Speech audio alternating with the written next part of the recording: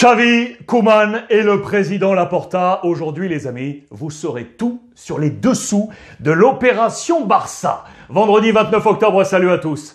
J'espère que vous êtes en forme ou que vous soyez. Bienvenue comme d'habitude à la maison dans mon petit bureau pour ce Point Média, épisode 185 sur YouTube. On ira également en Italie, le mano à mano entre l'AC Milan et le Napoli. Et vous saurez aujourd'hui si Wayne Rooney a pris oui ou non la défense de Solskjaer à Manchester United. Bon, on va commencer avec les infos fraîches de la Liga parce qu'on est en feu en Espagne sur le classement et contre la VAR. Le classement, regardez, c'est la Real Sociedad qui mène la danse. 3 équipes à 21. Le Real, Séville et le Betis. Et hier, l'Atlético aurait pu rejoindre cette bande ici. 19 points, mais l'Atlético est tombé sur la VAR. Un véritable chaos. 2 buts partout sur la pelouse de Levante avec un penalty accordé à Levante à la 90e minute pour cette main dans la surface de Lodi. Ainsi, on ne peut pas jouer au football.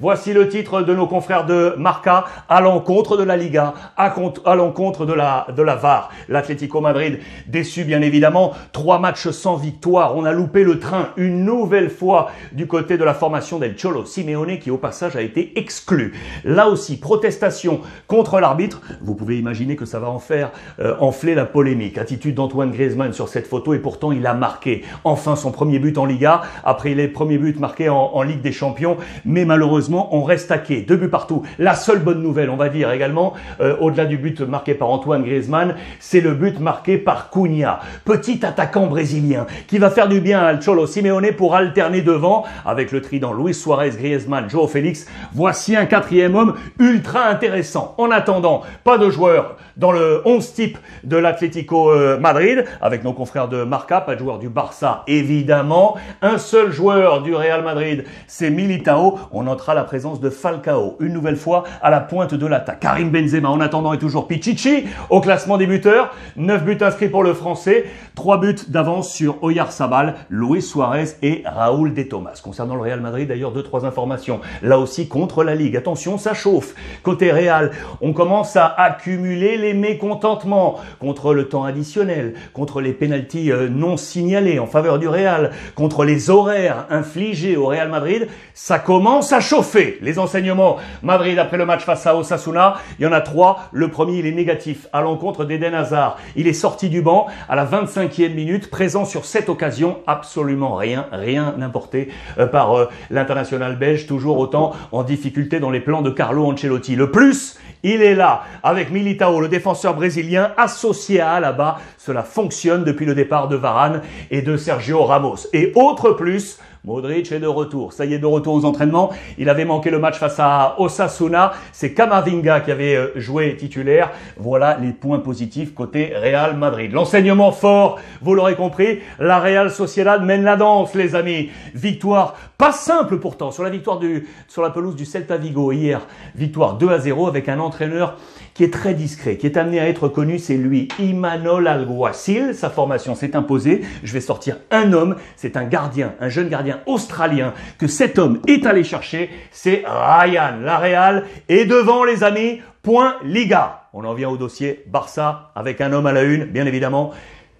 Monsieur Xavi, qui est à la une de toute la presse catalane aujourd'hui et bien plus encore. Regardez, Sport et Mundo Deportivo, la solution et le hockey qui a été trouvé avec le club d'Al Saad, son club qatari, et le club catalan du président Laporta. Tout d'abord, on va revenir sur les chiffres qui malheureusement ont condamné Ronald Koeman. Regardez dans les colonnes de Sport, arrivé la saison passée, on s'en souvient, avec un beau jour, début officiel, 3e journée pour une victoire 4-0 face à Villarreal. Tout semblait aller et puis ça s'est dégradé. Un total de 67 matchs, 58,2% de victoire, c'est pas beaucoup, 58,2% de victoire, 39 victoires contre 16 défaites avec quand même au passage le titre la Coupe du Roi face à l'Athletic Bilbao, c'était le 17 avril passé, 17 avril 2021. Ronald Koeman condamné, sous sa tutelle 17 joueurs auront débuté sous les couleurs du FC Barcelone, de Pjanic le 27 septembre 2020 jusqu'au Kun Agüero ici avec des Pedri, Trincao, Desminguez, Saconrad, Mateus, Ilech, Memphis, Eric Garcia, Nico, Demir, Gavi, Luc de Jong et Baldé pour in fine ce visage. Vous le voyez, ça c'est dans le bus à l'aéroport de Madrid pour rejoindre Barcelone. C'est là qu'officiellement on lui a dit que c'était terminé. Ça va pas être simple, hein. Économiquement pour le FC Barcelone, on recherche et on va tenter de trouver les meilleures solutions parce que donc l'élu, c'est lui, Xavi. En attendant, l'intérimaire va être assuré par Sergi Barjuan,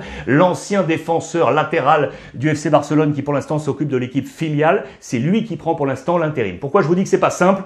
Parce que économiquement, vous le savez, le président Laporta est en difficulté. Il faut savoir qu'on a pété le plafond de la masse salariale, ce qui signifie que au début de la saison, la Liga espagnole a accordé 4 millions d'euros pour tout changement éventuel de staff côté FC Barcelone. Enveloppe offerte qui est minime, 4 millions d'euros pour l'entraîneur et tout son staff. Je vous laisse imaginer. 3 mois ont passé. Du coup, au prorata, on a baissé cette enveloppe. On est autour de 3 millions d'euros aujourd'hui autorisés par la Liga.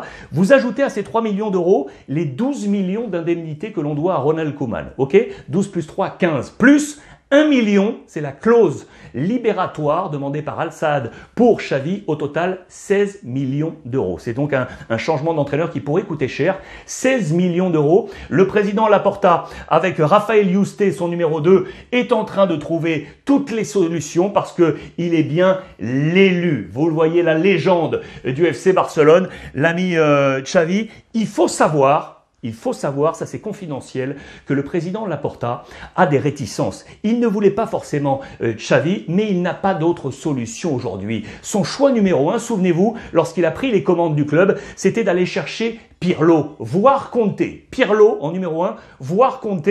Il avait des réticences, mais trop nombreux sont ceux qui veulent voir revenir Xavi. Alors attention à l'instabilité qu'il pourrait régner lorsque Xavi va arriver du côté du FC Barcelone. Ce qui est sûr, c'est que c'est son heure.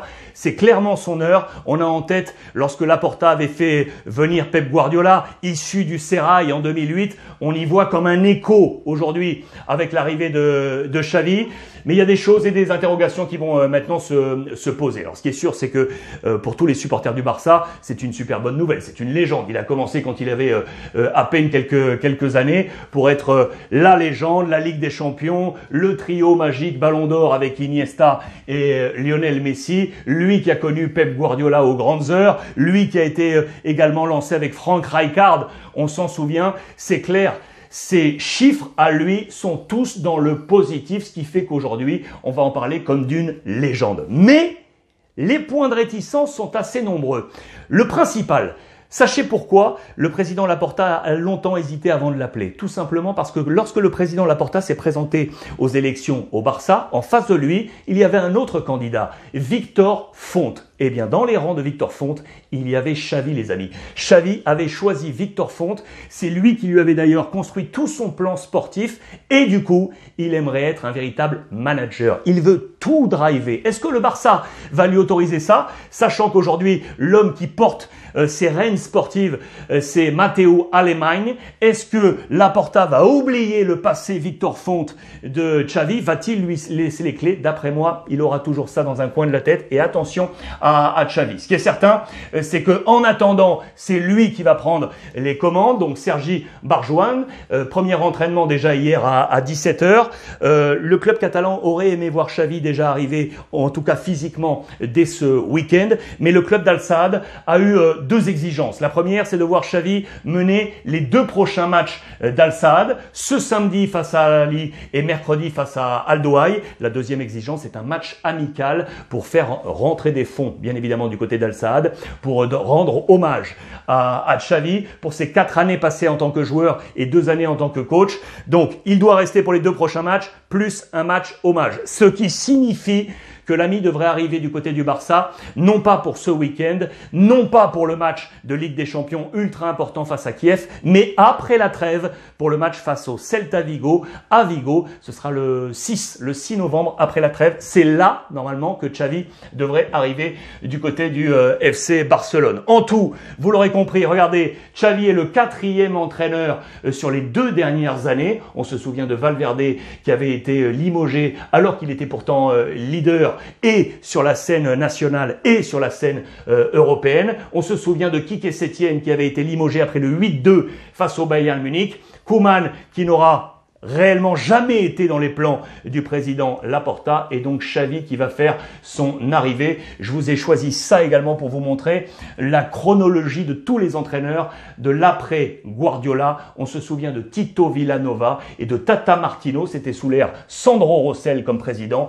puis Luis Enrique, Ernesto Valverde, Quique Setién et le début de Ronald Koeman sous la présidence de Bartomeu et puis Laporta 1, 2, 3, 4, 5, 6 et donc 7 avec l'arrivée de Xavi depuis Pep Guardiola. Le Barça est en reconstruction, vous l'aurez compris. Je vous donne ça comme information en plus parce que je vous ai dit que le président Laporta aurait aimé voir Pirlo venir. C'était trop risqué pour lui parce que ça colle pas avec l'ADN du Barça. C'était une prise de risque très très forte. Pirlo du coup le sait et regardez, il serait sur les tablettes en Italie du Genoa. Pirlo pourrait rebondir au Genoa. Ballardini est en difficulté. Il y a plusieurs noms qui sont entendus du côté du Genoa. Vous voyez qu'il est en position de relégable. On parle également de Gattuso. On parle de Donadoni. Pirlo pourrait rebondir au Genoa. Regardez, on en vient ainsi à l'Italie, la guerre pour le Scudetto, les amis, avec le Napoli qui est en tête, avec l'AC Milan. Les deux à 28 points. L'écart est en train de se creuser.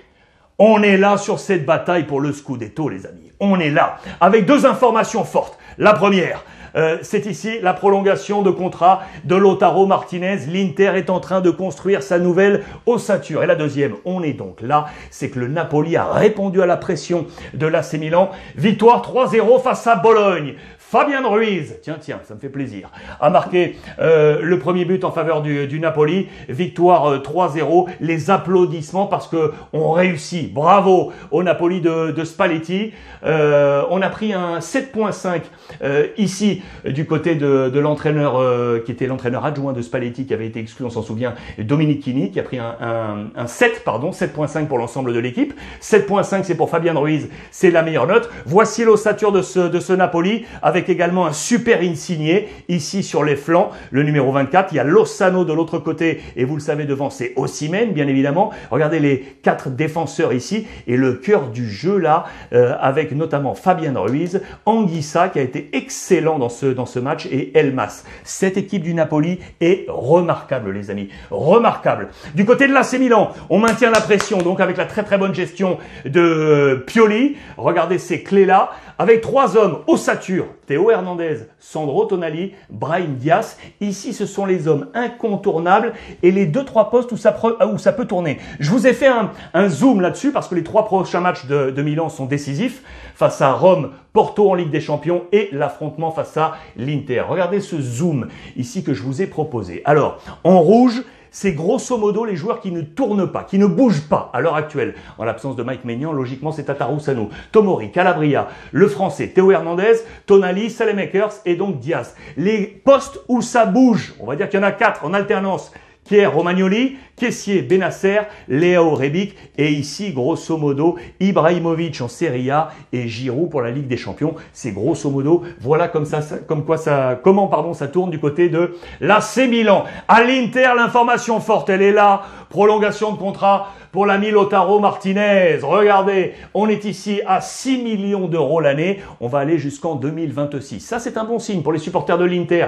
Après la prolongation de contrat de Barella, on est jusqu'en 2026 à 4,5 millions à l'année. Le prochain devrait être Brozovic. Actuellement, il est à 4 millions d'euros, un contrat qui court jusqu'en 2022, proposition jusqu'en 2025. On va augmenter d'un demi-million. On va passer à 4,5 millions du côté de l'Inter. L'autre bonne nouvelle pour le coach Inzaghi, c'est l'ami Alexis Sanchez. On le pensait perdu sur la voie de sortie. Eh bien, il a fait un très bon dernier match et du coup, il apparaît maintenant comme une nouvelle solution pour Simone Inzaghi. Attention, il aimerait bien avoir ses solutions, le père Allegri, parce que lui, c'est un véritable casse-tête qu'il est en train de vivre. La Juve est à distance, on n'y arrive plus. Il y a peut-être une solution là au marché hivernal, puisque Vlahovic, l'attaquant de la Fiorentina, est visé. Le joueur veut 6 millions d'euros, le club en veut 60. C'est trop selon la Juve. On va essayer de baisser ça, mais attention parce qu'il y a des concurrents, et notamment Manchester City qui serait intéressé. Je vous ai fait un zoom là sur ces chiffres, très intéressant pour comprendre le casse-tête de Max Allegri. Regardez, ça c'est la distance actuelle avec la première place. On est à 13 points. C'est un record négatif négatifs. Regardez au préalable, les records négatifs, on était à 11 points en 2015-2016, on était à 8 points dans les années 40. 13 points d'écart avec la première place, les amis. 13 points d'écart. Là, en rouge, c'est l'actuelle saison et en noir, c'est le record négatif historique. Le nombre de points, on est à 15. C'est difficile parce que regardez, on était à 12 points seulement en 2015-2016. C'est pas beaucoup plus en faveur de la Juve. Les buts en faveur. 14 ici, cette année. 2008, 2009 et 2015-2016, le record négatif était à 11. Les buts encaissés, 13 cette saison. 13, on égale le record négatif de 1988-1989. Et puis la position au classement, on est 7e aujourd'hui du classement. La pire, c'était 14e au stade, à ce même stade de la compétition. C'était dans les années 40, vous le voyez. On est dans des chiffres très très mauvais en faveur de la Juventus de Turin. Alors la déclaration de Wayne Rooney, les amis, qu'a-t-il déclaré par rapport à la situation de Manchester United? Réponse ici, a-t-il pris la défense de Solskjaer? Réponse, oui. Il a pointé du doigt les joueurs, les amis. Wayne Rooney pense très sincèrement que bon nombre de joueurs n'en font pas assez, à la fois en dehors, sur l'énergie, mais également sur la pelouse, sur l'implication, le travail défensif et autres. C'est clair, c'est à la une de toute la presse anglaise. Wayne Rooney prend la défense d'Ole Gunnar Solskjaer. Voilà le mot fort du côté de l'Angleterre. Pour finir ce point média, je vais finir avec le tweet du jour et ça parle de l'Angleterre. Regardez. Le double Ron qui arrive. Ron de Cristiano Ronaldo, un double parce qu'il attend des jumeaux. Eh oui, bravo au couple Ronaldo, on attend des jumeaux. L'information est tombée hier sur Instagram. C'était la petite page gossip et c'est logiquement à la une du Sun. Voilà les amis pour ce point média de ce vendredi. On n'hésite pas, on s'accompagne sur les réseaux sociaux via le hashtag Ruiz Club et n'oubliez pas, comme tous les jours, profitez des vôtres.